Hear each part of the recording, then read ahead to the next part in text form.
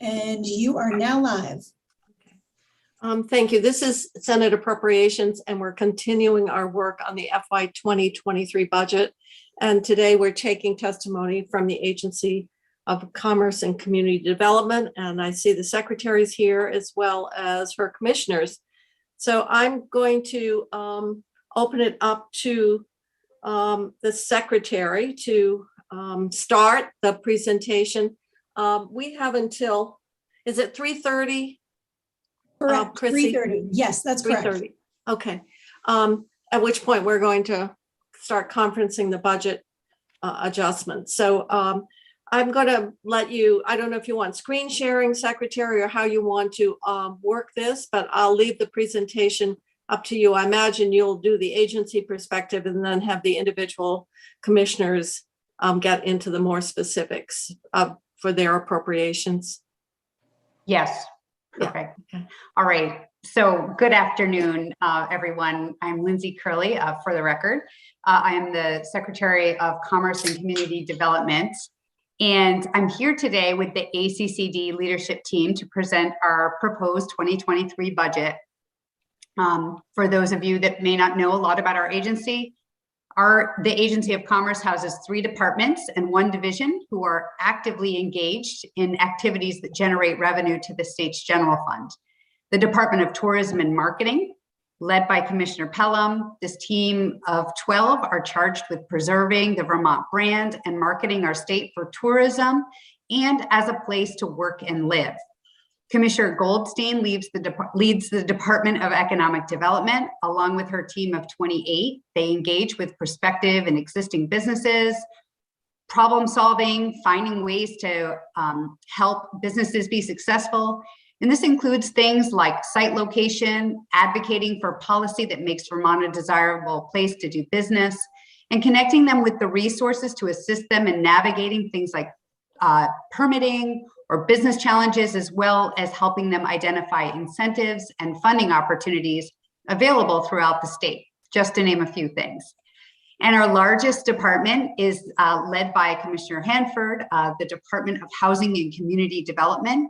42 employees coordinate and oversee the implementation of the state's housing policy, facilitate collaboration among state housing agencies, serve as a resource to housing providers, and promote the production and preservation of affordable housing for all.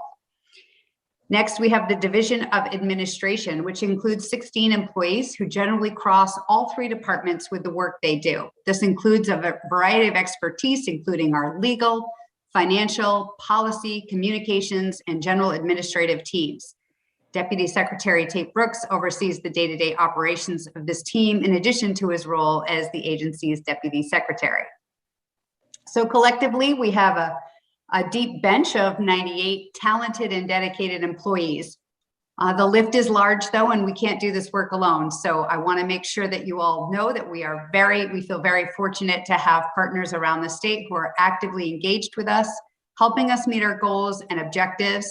I cannot name them all, but to give you reference, think regional development corporations, regional planning commissions, Chamber of Commerce's, et cetera, countless municipalities, member organizations, and educators, and of course, other state agencies who we have found throughout this pandemic that we work quite well together with. Our agency budget totals $114 million. This includes a mix of general fund, special fund, internal service fund, and federal funds. And I'd like to turn this over to Chris Banning, our agency CFO, to take you through the administrative portion, the administrative divisions portion of the ACCD budget. And then we'll work through the other 3 departments. And initially we'll have them take you through the ups and downs on the budget, and if time permits, we'd love to hit the wave tops of our economic development proposal, which includes some one-time funding initiatives, as well as a few other sources of funds. So with that, Chris, you can take it away. And I am sorry that I'm not sharing my screen. I think you all hopefully have the presentation. So unless you specifically want us to share, we'll let you look on your own, or certainly each of our presenters can decide if they want to share the screen. They're probably more technically capable than I am. Well, if we need to have screen sharing, Chrissy can certainly help.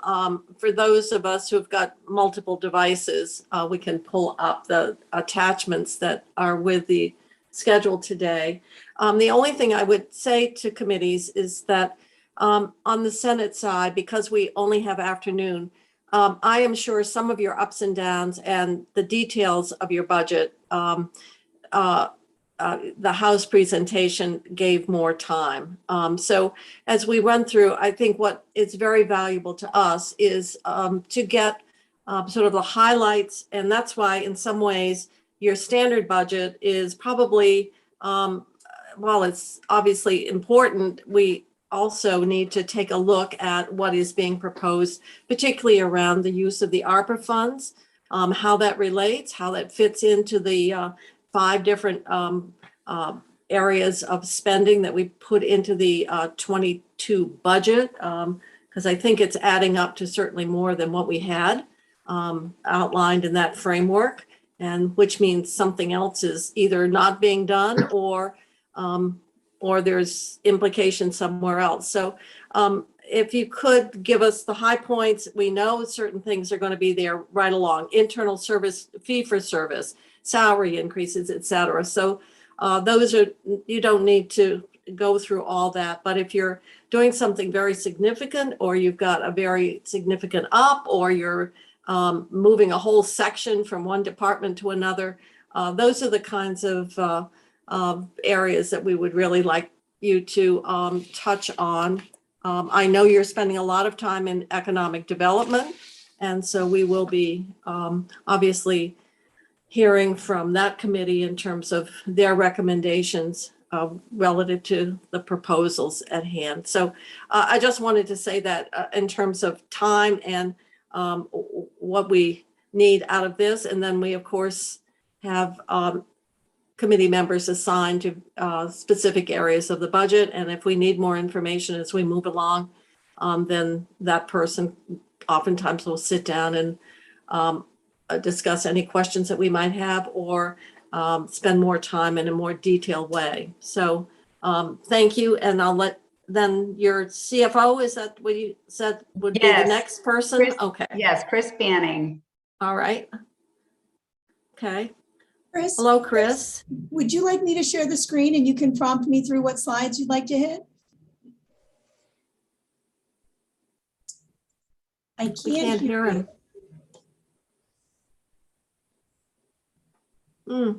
Can you see, Chris? Like, do we know? Okay, but you cannot hear.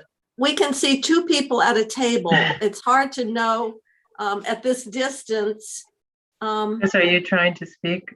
So Maybe. while Chris is getting ready, just for screen sharing purposes, if you could go to page 28, okay. Chrissy, that would be really helpful.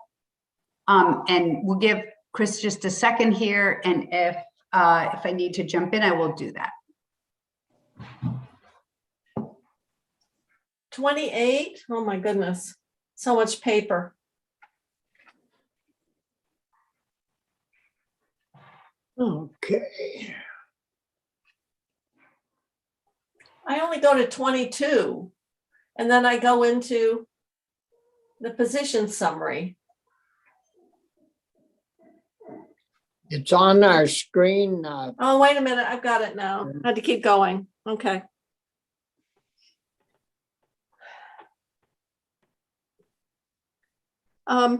Everybody got this? Chrissy's got it up. So, and I actually found it in my other documents. But we can't hear Chris. Okay, you know what? I am going to apologize. I think that just to give him a second on the technical piece, we could jump right over this and go to the next person that would be Commissioner Hanford, who could take us through housing and community development. And that starts on page 50, hang on just a second. 46, I believe. Oh, thank you, 46. Okay.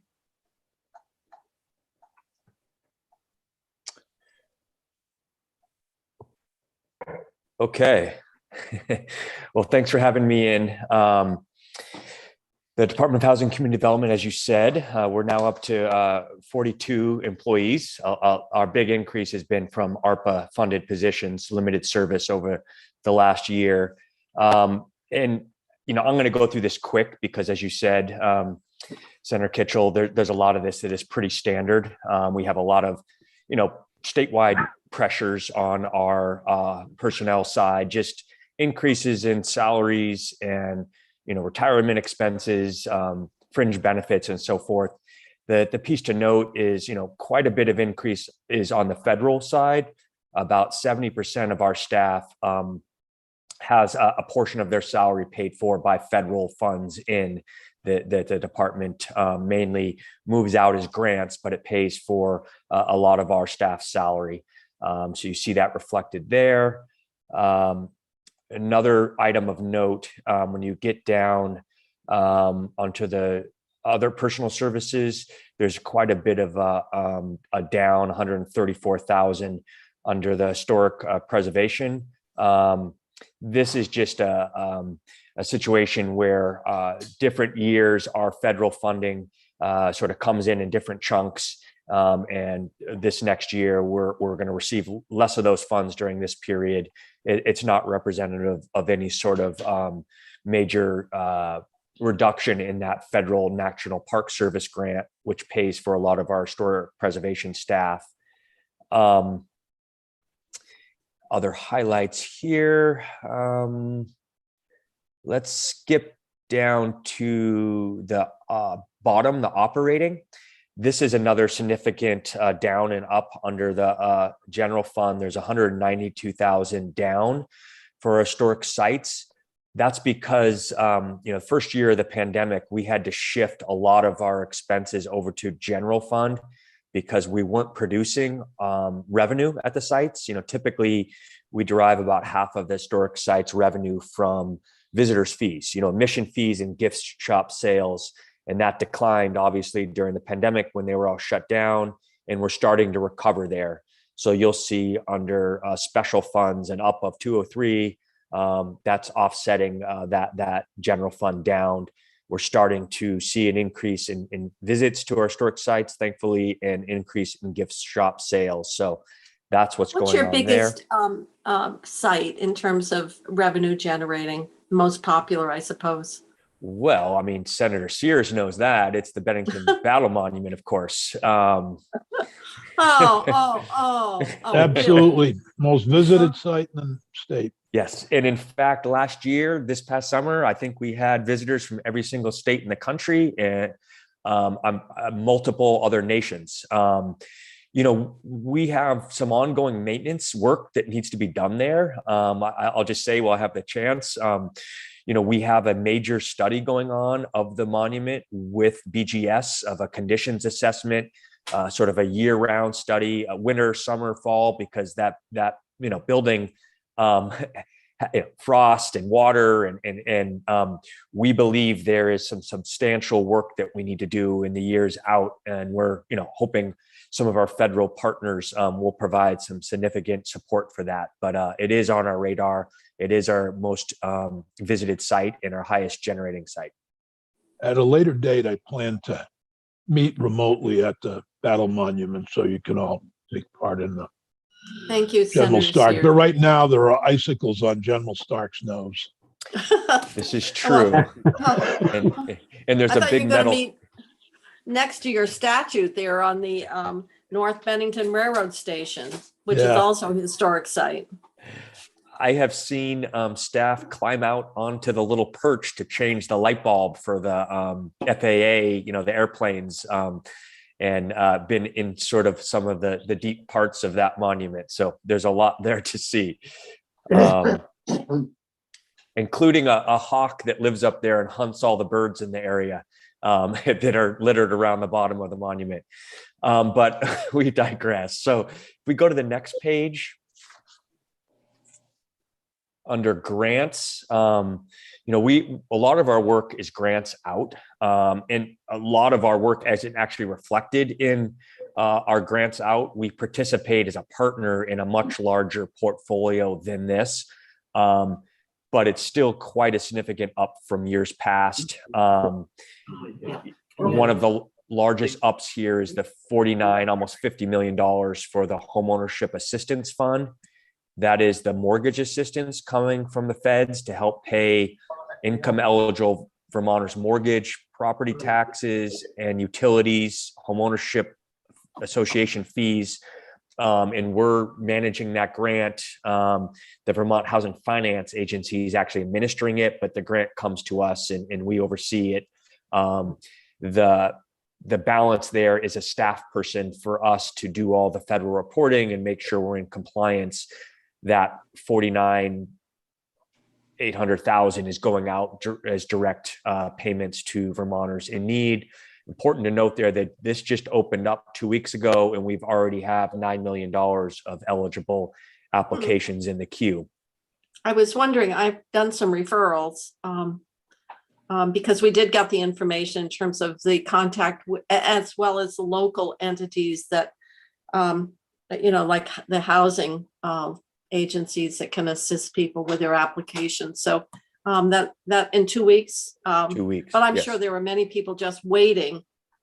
Where we hear a complaint, Josh, is for the people that, rated all their savings and, paid their mortgage, they're left with nothing and they can't get help. And other people who might not have made that same choice are getting help. I'm sure you've heard that complaint.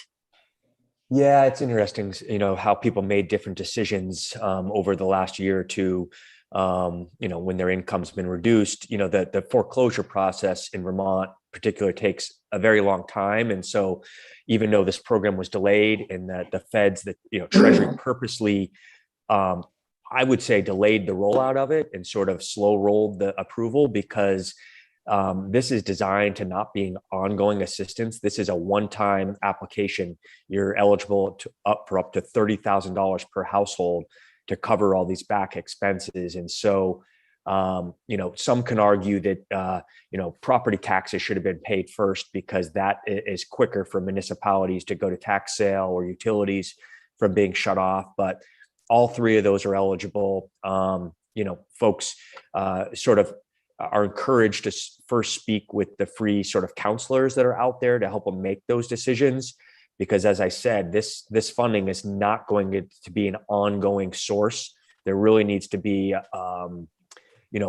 workout of their mortgage if they've lost income that better addresses this in an ongoing way. But yes, the other. Is there a ranking system, Don? Yes. Folks that are the lower income are the higher priority. That's the requirements in the program. This program is eligible for households up to 150% of AMI. But folks below 80% of AMI are first priority in how the rules are written.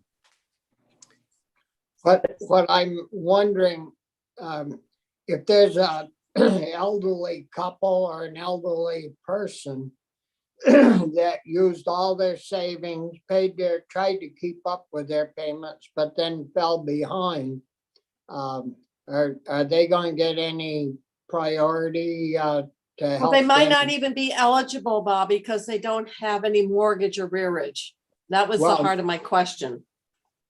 Right. Well, they have to have an arrearage either to their mortgage servicer, their municipality for the property taxes, any utilities that are due, or homeownership association fees. So, someone that's in that situation, knowing that money is available, but they've done everything they could do, they drained their savings to pay their bills, they should talk to one of the mortgage counselors that we're paying for with some of this grant funds to be available to advise them on how to sort of proceed. They may want to delay some payments and then apply for these funds, sort of replenish some of their emergency savings and then get access to these funds by doing that.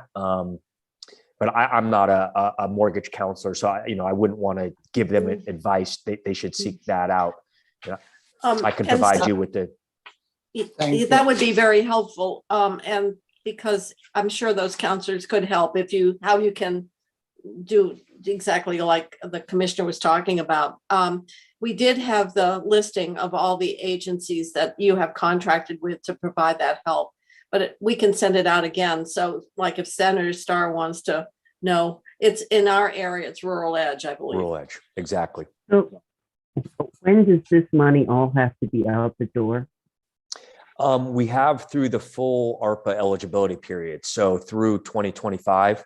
Unfortunately, with this rate, we don't expect this money to last for 3 years. A calculation suggests that, this will probably be gone in about a year from now. So do you mind, Madam Chair, if I ask? Yes, that second yes. vote? So if taxes are eligible and you have someone that has spent down most of their savings and now are lower income, if they didn't pay their taxes this year, would they be eligible? Their property taxes arrears are eligible for this program. Yes. So if in this calendar year, they didn't pay their taxes and they came in as their taxes were becoming up, they would be eligible to pay that. And would this program also cover their penalty for being late? Yeah, it's at 8%'s a killer. I believe so. It's all arrearages plus any late fees, legal fees, are all eligible. Yeah. So they would have to be eligible, not pay their property taxes and incur the penalty to get the help. Unfortunately, I believe so. One challenge with a lot of these federal funds, just like the rental assistance, is this is all applicant based. If the applicant doesn't apply, we can't give them the funding. We can't pay the municipalities or the banks directly or the utilities directly. It has to be the applicant, just like the challenge the landlords are having. I think it's a major flaw in the sort of federal legislation that provided this funding, where we know who's behind. We could have used this money to pay directly the utility companies, the mortgage companies, the landlords, but it's not allowable. It has to be application based. And then you have that other situation where some folks they just don't apply. They sort of, bury their heads in the sands. Well, I get that, but I think what you're hearing from this, the struggle that you're hearing from this committee is we all have great sympathy for people that have exhausted all of their savings and haven't gone behind, and now they have nothing left. And is there any way to help them? And it sounds like there is, but I think probably the people that can help make those conscious decisions, because sometimes people are very reluctant, but if you can work out the timing and that 8%, which is a big charge, most people want to avoid it. If you're like even 5 minutes late, Right. That's something that the folks at our housing agencies could really help people sort out. Because as the commissioner said, maybe you can replenish what you've spent out of your savings. So Right. I don't want to be in a I don't want to be in a position of destroying people's credits or providing advice. They really need to get that counseling for their individual situation. Yes. Okay. Well, we'll keep going. Yeah, a whole bunch of other grants there, that we're running the Better Places grant program. You see 675 up here. We just had the workshop to launch that program this past week. We had over 300 attendees, 300 representing, I think, over 150 municipalities participate in that program. The emergency rental assistance program, that 2.7 million is our share of all of our grants to the community-based organizations to make sure there are people helping fill out applications and people, getting the representation they need, is what that is. There's some downs here, which are just expending. We spent all the money for our community development block grant COVID relief program. We're the first state in the country to go through all of our funding already. The housing recovery program, We've already moved the first $700,000 of that.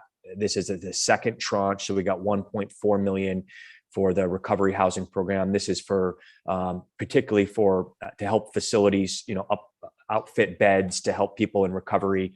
5 communities across the state have received funding for this.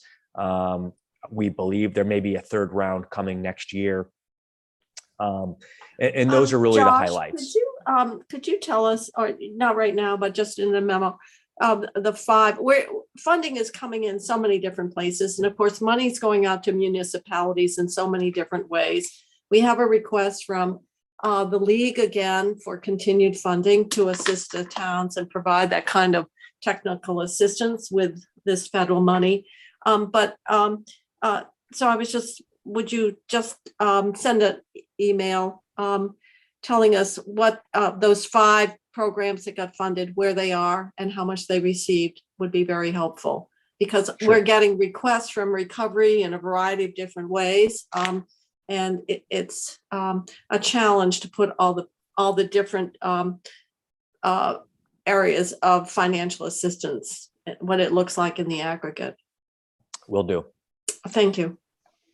And I think those are the, Madam Chair, before we go off Yes, of yes, recovery understood. housing. Yeah, I just wanted to thank Josh and Laura Trishman and all those who helped. We had an unusual request. There was a planned recovery house in Bennington for women, and it got held up because of the old building, and the sale was supposed to take place on the 28th of February. And myself and David Durfee didn't hear about it. The representative from Shaftesbury didn't hear about it until about a few days ago. And the action that you all took to try to help make that happen is really deserves some credit. And people often talk about how state government doesn't respond, but within 2 days, the state government responded, and I appreciate that. Thank you, Senator. Yeah, it's important work down there, and if we got in the way, it would be a shame. So, yeah. Well, if we had known a month earlier, it might have been a little less timely. But the person didn't let us know until very late in the process. So you're one of the 5 communities that got the money? I don't even know. It's planned, I think so, but it There's doesn't actually matter. There's actually 2 recovery centers in Bennington that are asking for the funds. One of them has been funded. I think the other is going through a different process. Yeah, it's we didn't have a bed until this funding for the male one in Bennington, and this one is for females, and we'll see where the funding comes from. But in purchasing the house, that was what he was. Oh, well, good. Thank you. Other questions or comments of the commissioner? Well, then we'll let you keep going. Okay, I don't know if the wishes are to jump into the sort of the one times, and do it all through one department completely, or do you want to jump to the ups and downs with the rest of the departments? Well, let's see. We have exactly 1 hour. Why don't you, of course, quite a few are going to be in economic development as well. But how long do you think it would take to go through them? Perhaps we can just review them and not really get into a lot of detailed discussion at this point. Okay. Yeah, I mean, sure. I can just keep rolling here unless the secretary. No, okay. I think Lindsay's giving me a thumbs up. Okay. I think it's easier to keep going in one department and not rather than moving back and forth. So if you can do it. Sure. Quickly. Let's go to page 4. Oh my gosh, from 47 to 4. Yes. So many of these these one-time programs, you'll probably be familiar, heard some names and some buzz about this. Most of this is all ARPA funded. We have continued support for electrical vehicle charging infrastructure, 10 million there, proposed for ARPA to fund charging equipment at multifamily housing, apartments and workplaces and community centers in downtown.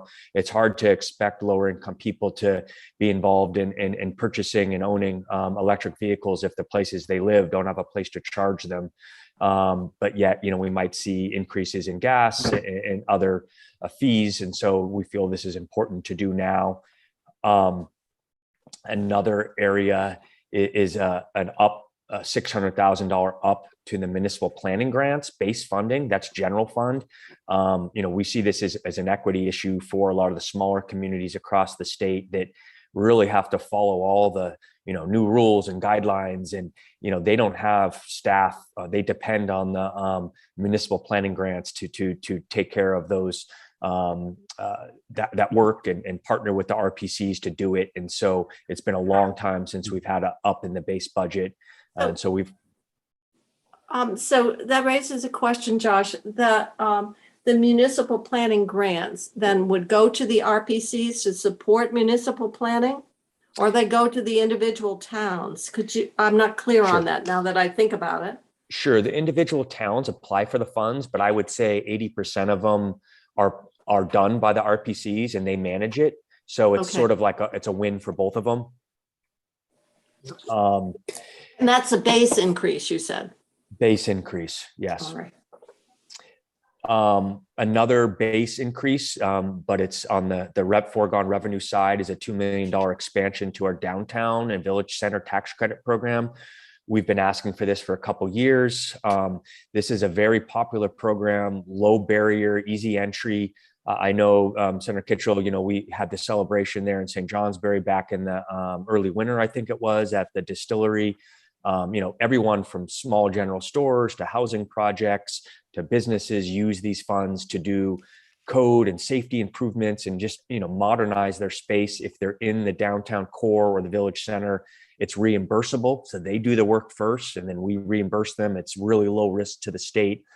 We need to It's expand. a tax credit. So they've got to have revenue they've got to have taxable income to get any value. No, they sell it mainly to, banks, insurance companies, others that have a need for yeah. So people can access it even if their business isn't kicking off so much revenue that they have a huge tax liability. But the key here is we also want to expand this into the neighborhoods that surround these downtowns and village centers. Because right now this tax credit is only available basically to Main Street, but yet the neighborhoods around Main Street are what keep those communities healthy and vibrant. We have a lot of opportunities to use this very low barrier tax credit to bring on more housing units. But we need this expansion and we need an increase in the credit to do that. Another related tax credit is an increase to the manufactured home replacement tax credit. This helps folks that have inefficient older mobile homes purchase a new energy efficient one. It provides a 0% down payment deferred until sale loan, which acts as a down payment. It's about $30,000. And it's really enough to help folks make this switch. This is really part of a larger program that's going on right now. This was sort of a placeholder in our budget.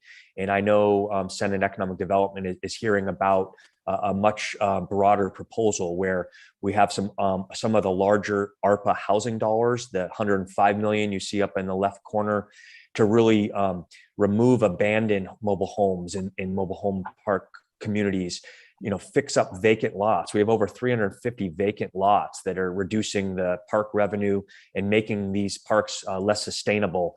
So we want to clean up abandoned homes, fix up these vacant lots, put concrete pads, make them move-in ready so that this tax credit can go farther and support more housing, affordable home ownership for low-income Vermonters across the state. You see our TIF.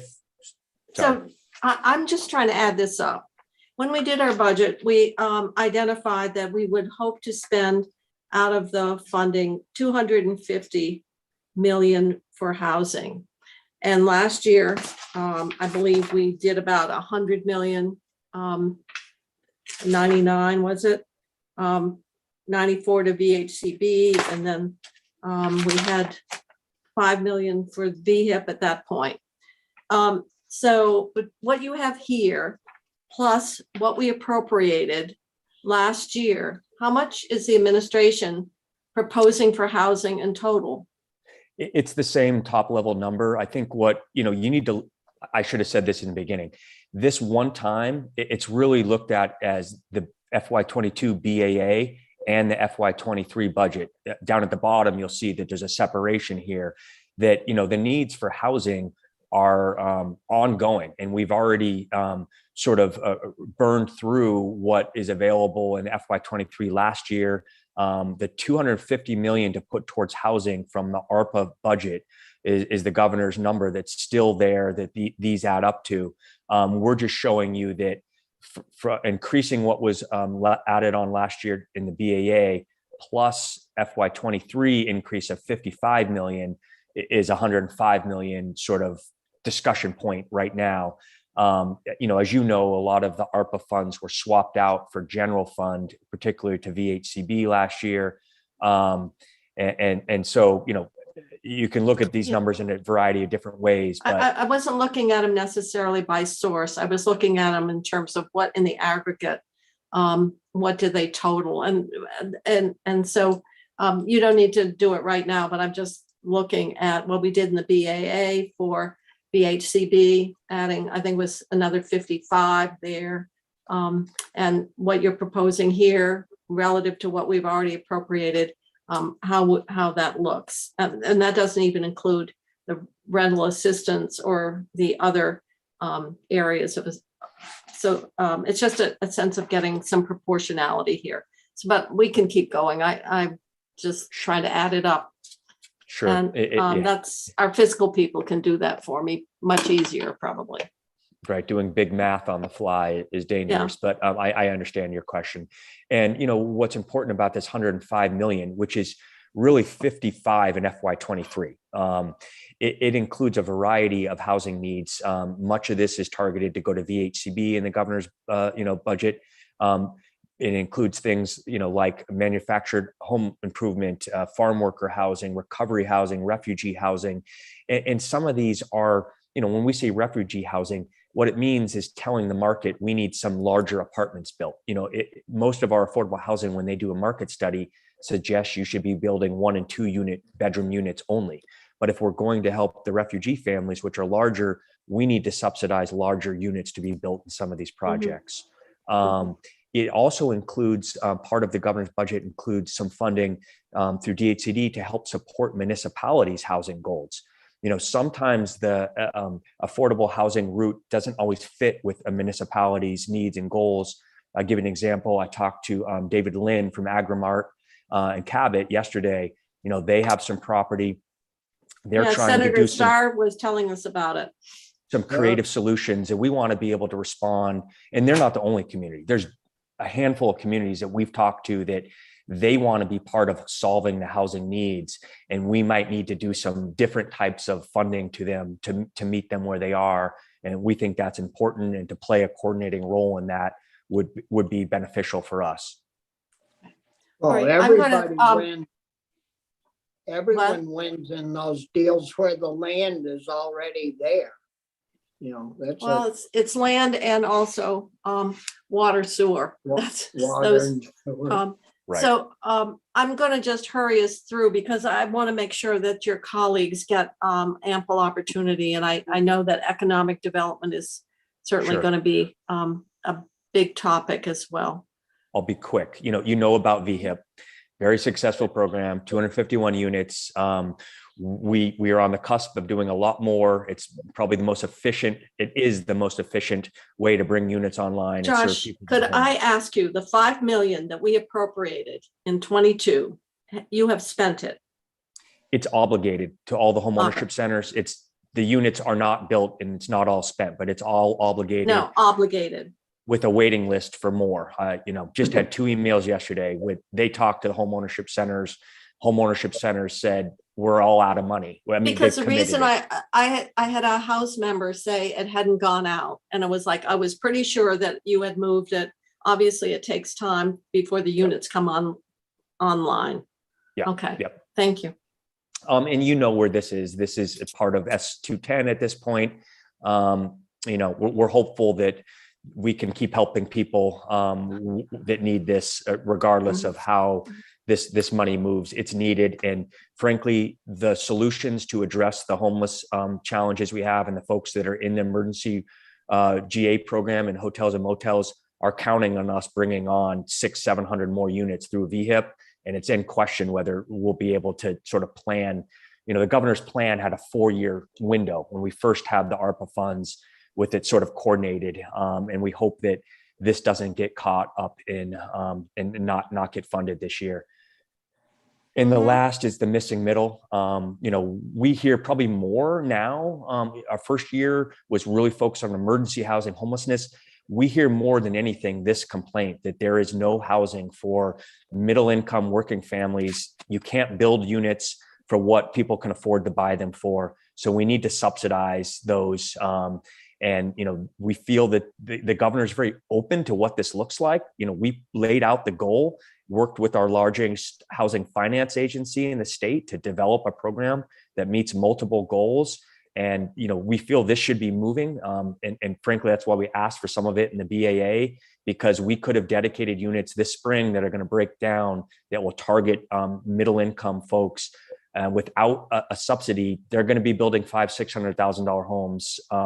And this is one of our top priorities, to move quickly and get it somewhere that we can move this money. So I'll stop there and see if there's questions. I don't think there's questions. That project, the testimony just on the missing middle just seemed like it needed to be fleshed out a little bit before we move forward. So that was the recommendation from our, committee of jurisdiction. But it's, I think, a recognized area, so it may just be a matter of timing.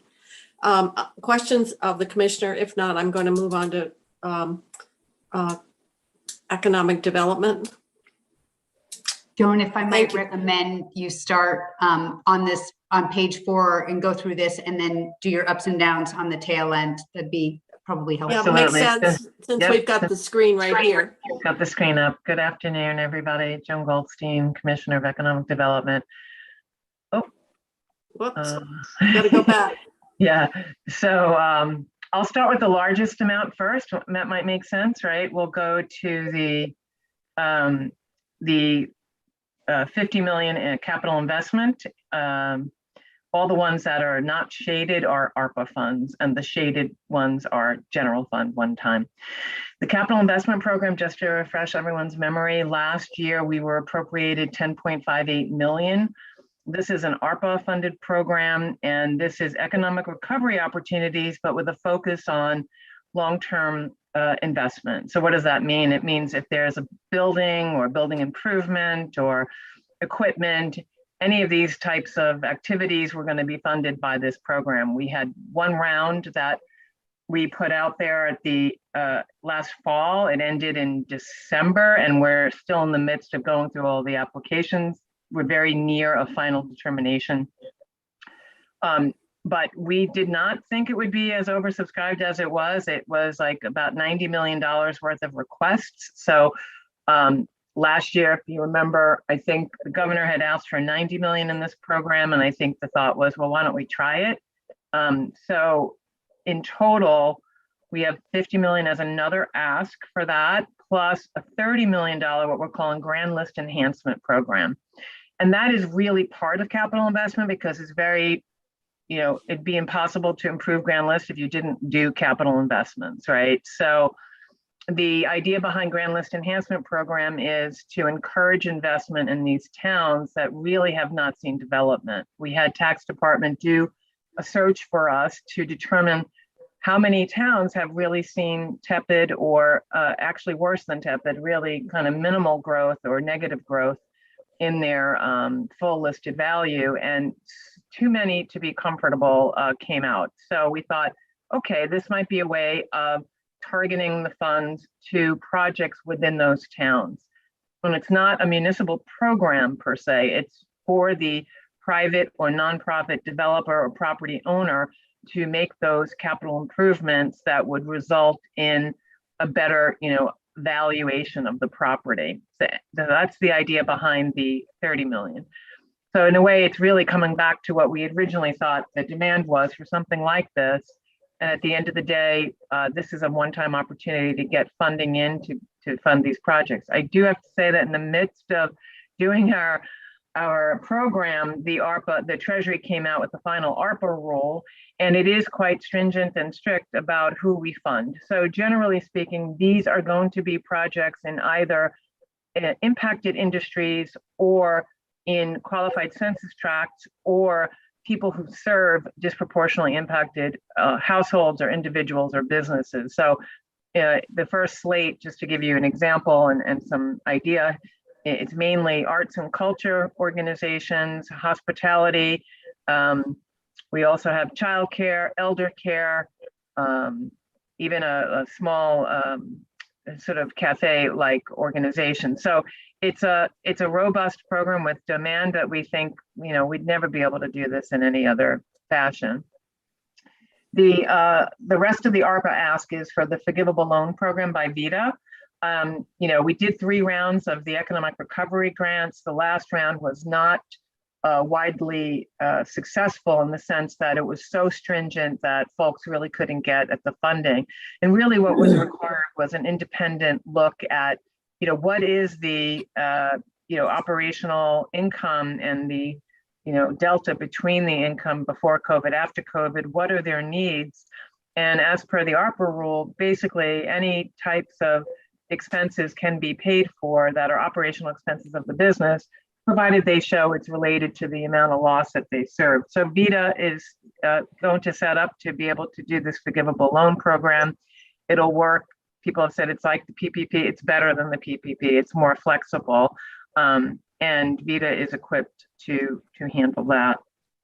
Well, if there's any complaint about the PPP, and we've heard it from certainly from the legislative economist, is it absolutely wasn't targeted at all. It wasn't strategic, and I think we're hearing that in fact, while it was payroll protection, a lot of the money, the majority of money, never went actually to employees. Now, maybe that's not a correct portrayal, but that is sort of what has been suggested, and maybe that's a national examination of how PPP functioned. But that gets into the challenge of how do you select where these investments are made? What are the criteria? And so that was one of the first things Tom Cavett told us, was that a lot of money has come in, but it wasn't the way it was done was just not in a very strategic or targeted way. But So when you're referencing PPP, it raises that concern. The concern, I guess, on PPP for many businesses was that they didn't have a large payroll, but they might have had large fixed expenses, like some of the lodging properties that were smaller.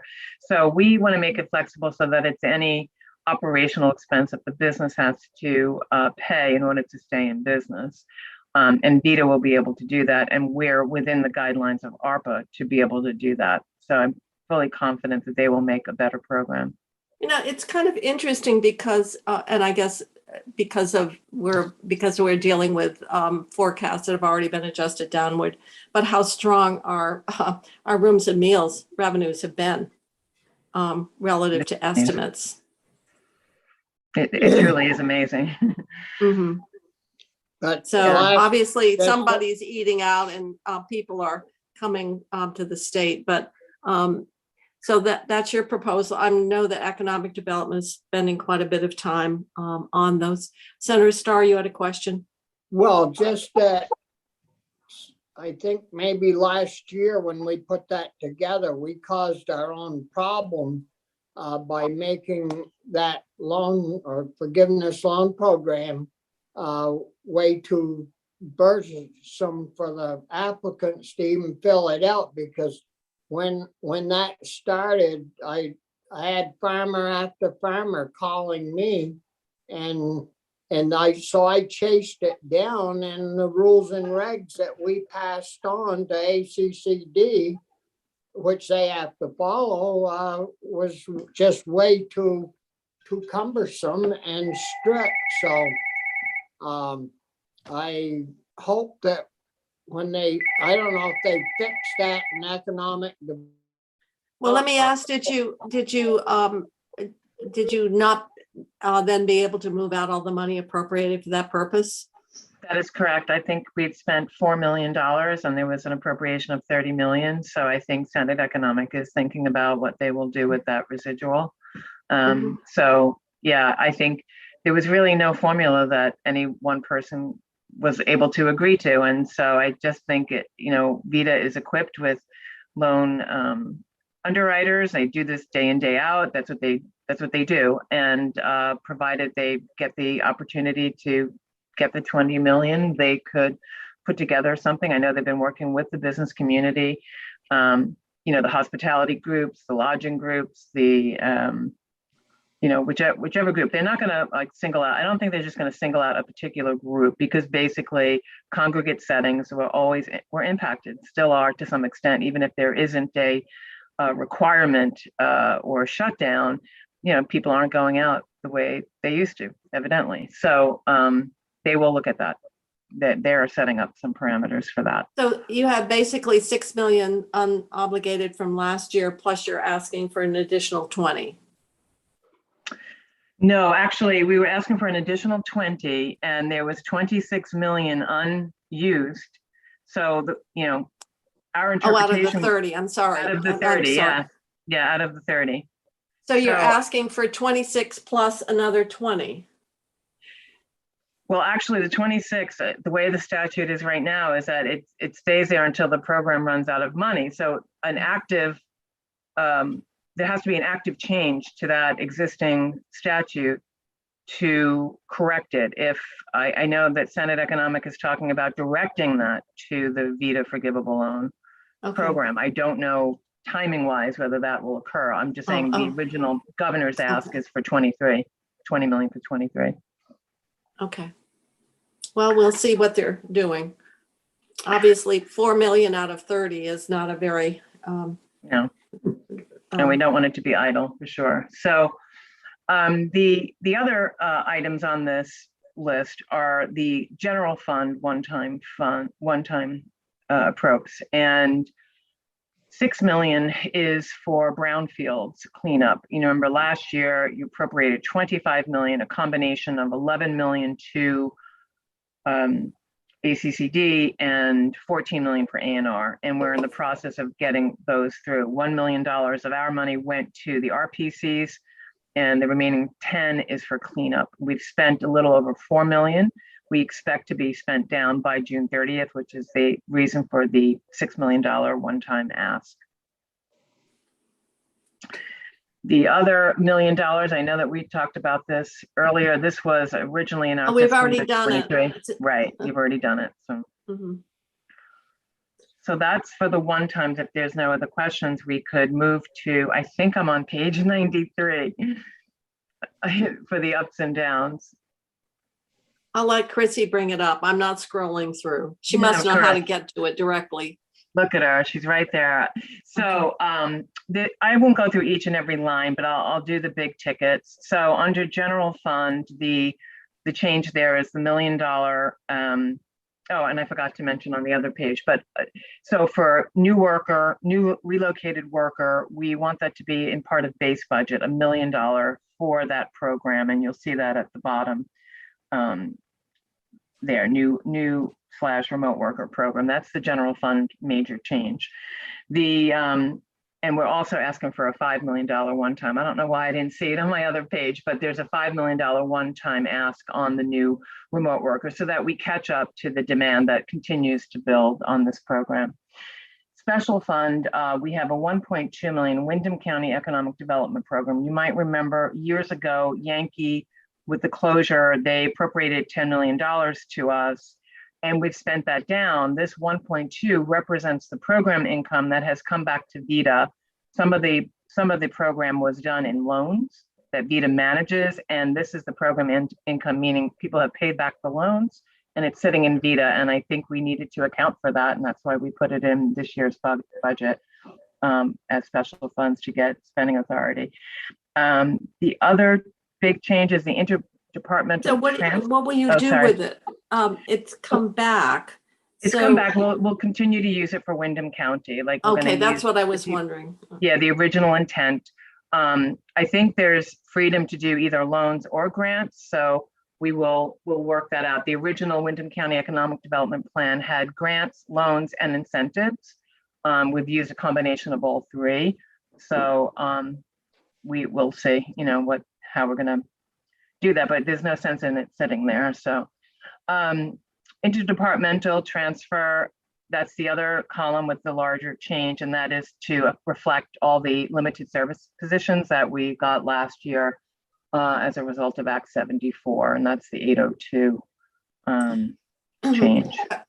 And that raises the question, how, in this hiring environment, we approved a lot of limited service. Are you finding that you're able to fill the positions? Yes, we are full. We filled everybody right away. We got grants management specialist, administrative services coordinator, staff attorney. We got them filled. It was surprising. I mean, I know a lot of agencies were having a hard time, but I don't know. We got all kinds of people, different kinds of backgrounds, and we've been very, very happy with the results of that. So thank you for that. Okay. Well, that's good. That's good. Okay, thank you. Questions of the commissioner? We don't have any more slides, do we, for your ups and downs? I don't think so. I don't. No. No, I think that was it. And yeah. All right. So now I don't have my schedule now on my other computer. I've got the your one-time proposals. Who is scheduled next, Chrissy? Are we do we have time to let Commissioner Pelham take us through? Yes, The I last think budget? so. We have until 3:30. So I was just wondering who would be next in terms of your staff here. Perfect. Then it would be Commissioner Pelham, and I'll let her decide whether she wants to start on page 4 or go to the one-time or to the ups and downs first. Well, Okay.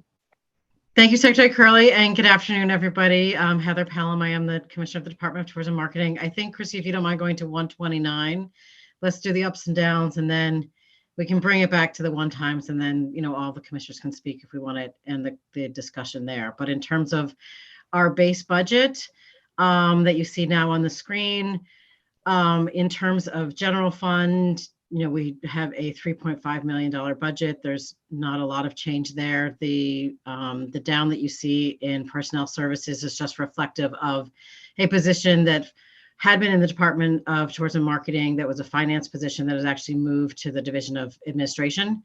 So that's just an internal moving around in the budget. In terms of the rest of the general fund column, you know, some downs in contracted services kind of measured out with some ups in some of our operating so costs. a net increase is $5,048. General Yes. fund. Mm, Yes. Okay. All right. Well, you're home free. I will say the most interesting figure on this page is that for the first time, the Department of Tourism is slated to receive federal funding. So you'll see there in the federal column, $10.4 million that we. I saw that. That's interesting. Mhm. Yeah. So this is also an ARPA appropriation. It's separate from what the state has received so far. But there was a specific program created for travel, tourism, and outdoor recreation by the Economic Development Administration, and they appropriated non-competitive grants to each of the 50 states based on proportional losses to travel and tourism based on COVID. So Vermont is slated to receive 10.4 million. We're still in the process with EDA figuring out exactly what the scope of work will be for that, but it can be used for destination marketing. And so we're really looking at this as a great opportunity for us to help the sector recover. I will say that our neighboring states of Maine and New Hampshire, who we continue to need to retain our market share with, also did receive a similar amount of money, but it's still a significant investment for us that we hope to do a combination of marketing, strategic planning, some brand study work, and so forth. So that's really the most interesting part on this page. It's really It's 3 times your, well, almost 3 times your regular budget. So It's an amazing opportunity. We spent time this summer in August doing roundtable discussions around the state with industry folks to really understand exactly what, how we could best use these funds for the long-term resiliency of the sector. Like I said, we will be kind of looking at a combination of things we can do with that scope of work around actual destination marketing, but also, planning for the future. How can we make sure that the future is thinking about resiliency in terms of not only coming out of COVID, but some of the other pressures that we'll be facing going forward. So it would be good a great opportunity. Yeah, well, it's good to think about how you can sort of build in some residual benefit over, rather than one big slug, and so how to do it in such a way that it can be provide utility and support out of, as long as we can think of in the future. So that's a lot of money that's coming. Exactly. So if we're using that same test as a lot of the ARPA money, like what is transformational, what is we can do with this one-time money. And so that's the combination of investing in that, strategic planning, brand work, research, the kind of things that we don't normally have the ability to do. And then also, are there some small infrastructure investments? Is there some business assistance, things that are very specific to our sector that we would be able to fund with this money? Okay. So like I said, that's our budget. And if we don't mind going back to page 4, one last time, then I can explain the one-time proposal that is relevant to the Department of Tourism, and then perhaps we can go into questions for either myself or others. So whether we do have a proposal here under the recruitment and workforce development bucket for a one-time general fund appropriation of $8.46 million. This would be to support the Think Vermont Regional Relocation Network. So this is really a recognition of the work that we have been doing in relocation, and what have we learned over the last couple of years of what's really most effective. And what we've really seen is that what's most effective is that individual assistance that we can offer folks at the local level when they're considering relocation. So even though this is a one-time appropriation, we're thinking of this as a 3-year scope of work because we know this takes time. So that would break down to $2.82 million per year. And within that, the way we budgeted and structured it would be $1.2 million per year for 3 years for regional support, and $1.5 million per year for 3 years for a marketing effort. So basically, it's how can we use targeted marketing to fill the pipeline with leads. That's kind of broad brand awareness work that we do for visitation. We want to make sure that folks are thinking about Vermont as a place to live and work, especially in this post-COVID environment when folks are realizing that, they want to reassess their life-work balance. If they could work from anywhere, we want to make sure they're thinking about Vermont. And then we want to make sure that the regions have the capacity and the resources they need to really be able to help folks make that final move. I have to say, the one thing that we're hearing, and we heard some wonderful testimony from Beta in Burlington, and they're talking about, Vermont and why they're coming here. And it wasn't because of the money, because other states could have outbid us, 100 times over. They liked it because they felt that the educational systems were very, very responsive to their needs. They talked about, in this case, the Agency of Transportation and the investments made in, obviously, the electrical infrastructure, the charging infrastructure. But the one thing that they said was the issue, and that was housing. Housing. So, it raises the question about how we, at the same time we have inadequate housing, how we are reflecting. Now, we know that, I guess, because of COVID and looking at what happened with the property transfer tax, COVID did more probably than a lot of anything else money could have bought, because Vermont was viewed as a safe and a good place to come. And people either came here because they had a second home, but obviously many of them bought because of the revenue, property sales. So I'm just thinking about how we, while we're investing here, and think about Vermont, but the other question is, if we don't solve the housing problem, that's what we're getting for feedback. And that was what Beta, they're bringing in this, very talented engineers and so forth. They love Vermont. They want to stay here. But that was the one thing that they said was the greatest challenge. And I think they ended up buying up some housing so they could do some temporary housing for people until they could find permanent housing. I mean, it's an absolutely fair point, that the housing crisis is something that we know we need to address. And, there are certainly lots of other parts of this proposal that speak to that. In terms of this particular work, we just feel that we can't wait until, we get every new unit back online to make sure that Vermont stays top of mind for folks when people are moving around. They are making those decisions about where they're going to see their future. And part of, in terms of giving the capacity to the regions, is that it's also not just about recruitment, but it's also about retention. And we know that those folks who came here during COVID, or even when folks are coming from more of an urban center, how do we make sure that they feel part of their community? How do we get them to be embedded? And a lot of that individual work is, are they hooked up with the Young Professionals Association? Are they finding the social circles, whether it's the parents, other parents with small children, or it's a cultural group that So makes how does government do that? Who are you giving the money to that would do that? I mean, that becomes very personal. It's how neighborhoods welcome people, et cetera. So you're giving money to what entities that are going to provide that personal touch?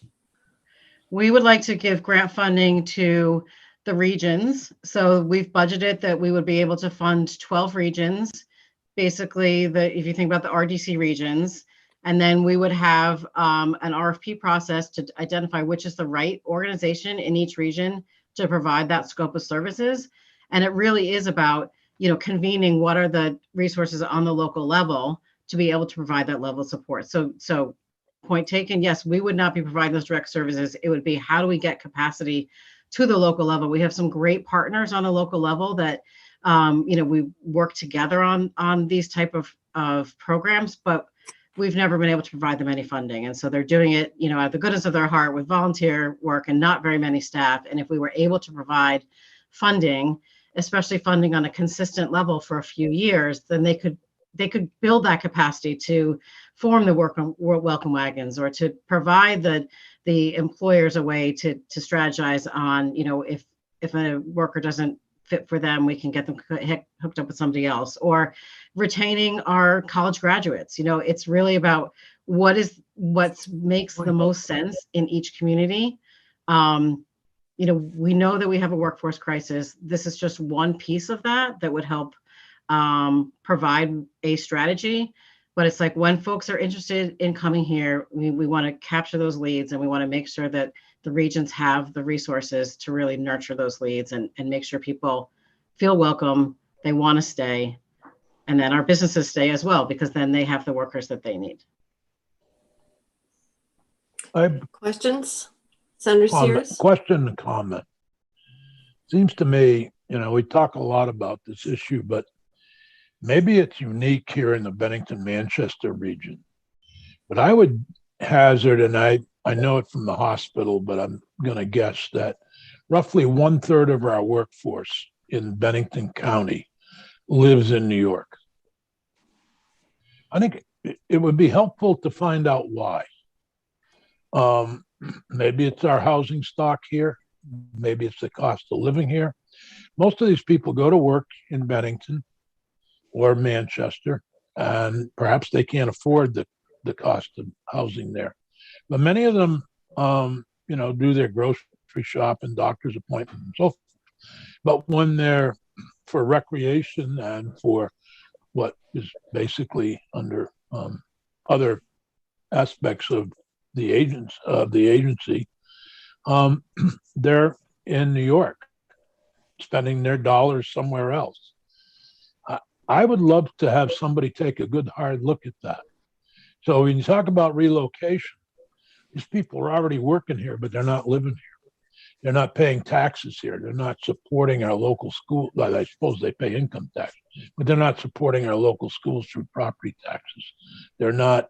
So, and many of our local businesses like restaurants and so forth, except maybe for lunch.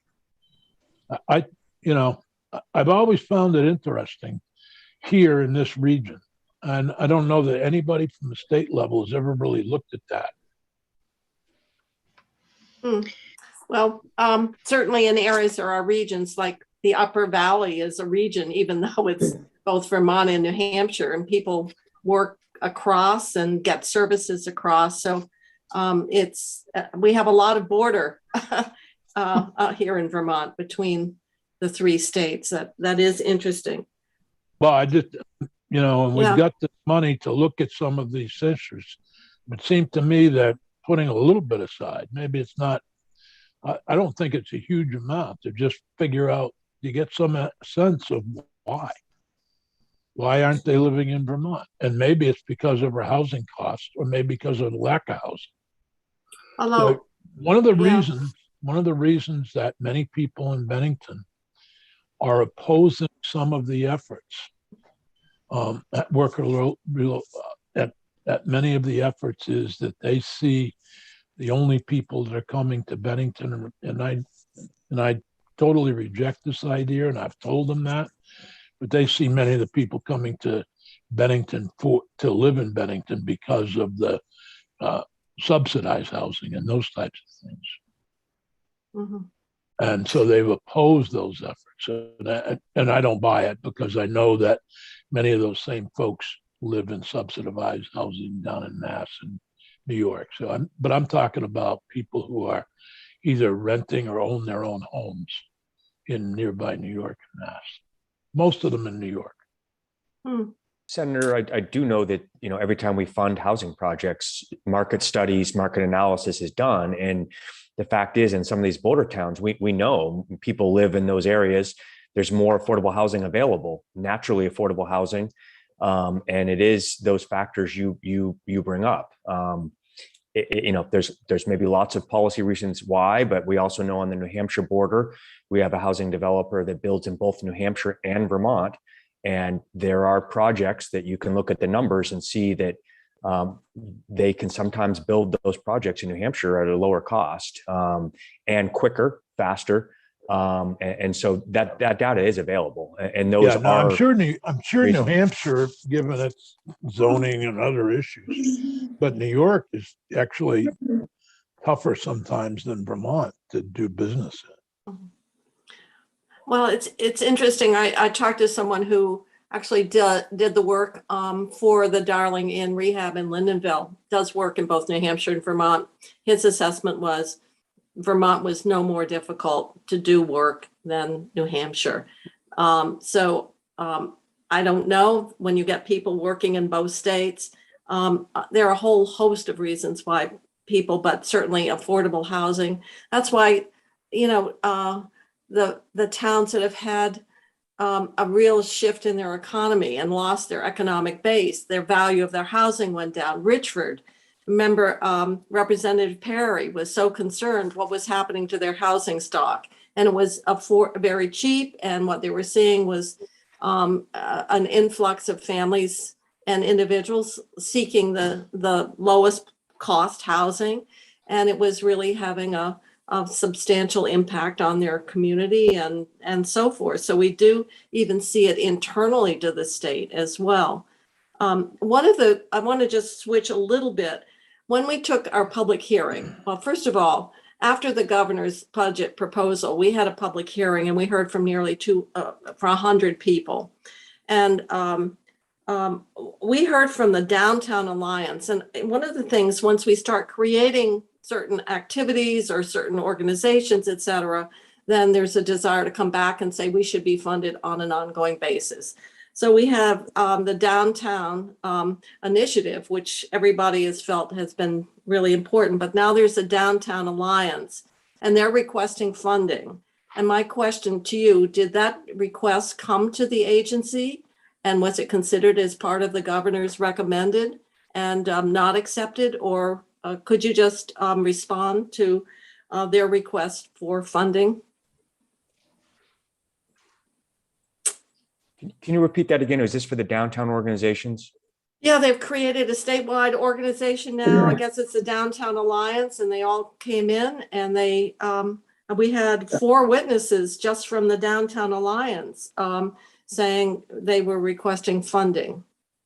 And I think it was like 20,000 per downtown, and then a certain amount for the Alliance. I'm just doing it off the top of my head. And I wondered if that request had been made to the agency as part of your budget development process. I can tell you that that request is not in the budget, governor's budget. Well, I know that. I just wondered whether it was made and considered and not accepted. That's all I'm asking. I Do think you know there was, Secretary Curley? I don't know. Josh, do you know, or I'm not, or others? I'm not sure. I believe that there was discussions around how some of the other marketing dollars and efforts to support these regional collaborations could indirectly support the downtown organizations. Was one thinking that there was some overlap in this work and they could be beneficiaries of those grants, and that would be a way to support them. Yeah. Yeah, and I can add on to that. I mean, certainly I was not familiar with the exact proposal of what, the details of the funding, but in terms of concept, I mean, we see the downtown organizations as partners in this kind of work that we're talking about in terms of building capacity at the local level. So, if there was a desire to build in funding for the downtowns, it definitely would be complementary to this relocation proposal. Because that's part of this kind of organic network that exists. Well, for us, the hard part is this an overlay on top, or is it in fact something that you would support as part of the so I know everybody would like to have assurances of dedicated funding. And so it's the question for us is the pie is no bigger for us. Only the competition is much bigger than what the governor's proposed. And the extent to which some of these activities or initiatives or organizations or whatever it might be that have been created and are now maybe you're envisioning would benefit from some of the funding like you have here, like, I don't know, Think Vermont, or I'm not sure which one it might come under, would actually move money out to support the Alliance. But I think it was like 485,000 was their request. And I think it was like 20, they wanted 20,000 per.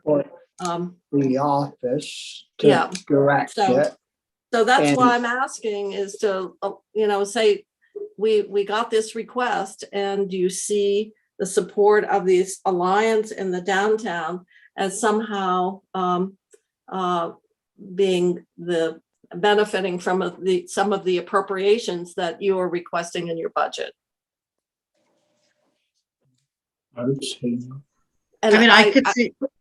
And if you don't want to answer it off the top of your head, but I just want to link, and we have 7 minutes before I got to go to a committee of conference, but I'm just trying to take that testimony we got and a budget request that we got relative to some of the initiatives that you're proposing here as part of the governor's budget. I mean, one area here, I know this is an indirect way to answer your question, but there has been tremendous benefit of the downtown organizations to the communities that they represent in ways of increased grand list, business support, but they are independent operations of each of those municipalities, nonprofits, and that without those organizations, they would not see that same benefit. And the model was developed for them to gain that support from their local organizations, to recognize how valuable they are. And I think they've proven themselves. All these communities have ARPA funds that could support this effort. And we would be strongly supportive of them receiving those local funds to support those tremendous efforts that they're providing their communities. That's where it should be coming from. The 175 million went out to communities in towns, but let me tell you, we're getting requests from the towns in a variety of ways. So it's sort of so there are 23 of these downtown entities, and then there's the alliance that has been created that brings them together. And so there was, I think, it was a total of 485, and I think it was to move money out to support the alliances that got created by the municipal. So, I mean, in some ways, what we're looking at is the different ways that money is flowing out. And serving on transportation, I know that once you start moving it out, then it creates that expectation, or at the end, that there would be continued financial support, or it generates additional demand for state support. So that's why I'm raising it. And what is the potential with some of the initiatives that you have here? Because when we get grants, we make it very clear that they're time limited, and in no way do they represent a commitment for a state government to continue that funding beyond the grant. But hope's spring eternal, and that happens. So I won't belabor it any longer, but I just wanted to let you know that we did have that. We had four witnesses with that request, funding I was request. just going to offer, I wonder, might they be recipients of some of the network building, Heather? Like, we're going to put out RFPs. In some cases, they may be the right entity for developing that network of welcoming folks and telling them who they know in town. I don't know. It's certainly possible. I mean, the partners that we work with right now are a combination of RDCs, chambers, downtown organizations, and so we're looking for, one entity to step forward in each region to organize the efforts around this, 3-year proposal. But we do expect that that's going to then benefit all sorts of organizations within that region in terms of how they develop that scope of services. So there's a potential that depending on who would fulfill some of that scope of services, there might be a sub-grant or something like that. So it's, we're just trying to make sure that there's resources at the local level to do this work, and recognize that the scope of work may be different in different regions depending on exactly what their needs are. I just wanted one thing just to be clear, we do support the great efforts of the downtown organizations. We depend on them to be in place in order for the downtown tax credits to be eligible and put to work. They're a great partner. And so I think we can continue this conversation about how to support them. Well, we have 23 now, and the potential could be a lot more, I would think. And so it gets into funding priorities, and so we're this is just what we're experiencing. So that makes budgeting challenging when we see increased demand, or what we're doing for activities right now that in fact have a high likelihood of, and the request is there. We may not be able to grant it. I'll just be honest, because of some of the other areas of funding proposals, or where we need to address some areas of chronic underfunding of key services. So certainly people come, they make the request, VHCB comes in. We had, I think, 12 people saying fully fund VHCB. And that's indicative of the fact that in order to balance the budget, we have actually had to not withstand some of those revenues. So anything that's putting more budget pressure on the long term competes with our ability to ever address that notwithstanding of that transfer for housing or some of the other areas. And certainly we are well aware of it. So it's sort of a zero-sum game. And the other thing that's hard for people to understand is if we give a tax credit, that's an expenditure and it takes revenues off the line, and we either have to cut spending or we have to raise revenues to offset it. It's not free.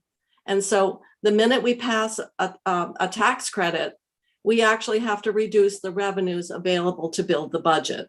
And we got into that discussion last year with the tax credit and what that means. And so it's not that the tax credit is good or bad. It's just the impact it has on getting to a balanced budget, because a tax credit reduces revenues and we have to then adjust spending down and make reductions somewhere, or the tax committees have got to find an offsetting revenue. So I'm just using this as an opportunity because we had some discussion, and I actually had an email exchange, I think, with someone regarding that, the importance of that tax credit. And it isn't denying the value of the tax credit. It's just as a CPA, Secretary Curley, you know exactly what I'm talking about. And so that interrelationship is really something that we have to work with. So with that, I'm going to suggest we adjourn because we have to go to our committee of conference on the budget adjustment. So thank